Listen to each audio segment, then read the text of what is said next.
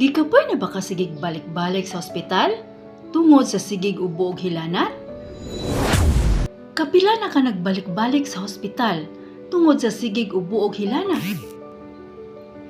Gikapoy na ka sa gastos, sakit sa lawas, ug kakapoy sa sigig tambal pero dili gihapon mawala?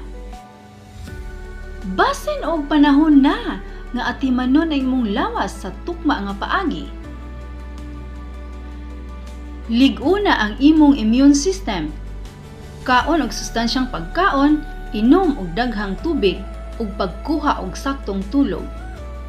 Likayi ang mga triggers, abog, aso, bugnaw nga panahon ug stress kay makapalala sa imong kondisyon. Ayaw sige og self-medicate. Mas maayo kung magpakonsulta sa doktor para sakto ug husto ang tambal nga gamiton. Pilia ang mas epektibong solusyon. Adunay natural ug preventive solutions nga makatabang nimo malikayan ang sigig balik sa ospital. Ayaw paabot nga mo grabe ang imong kondisyon.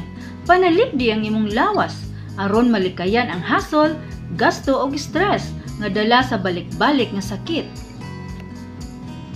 Gusto ka og tabang para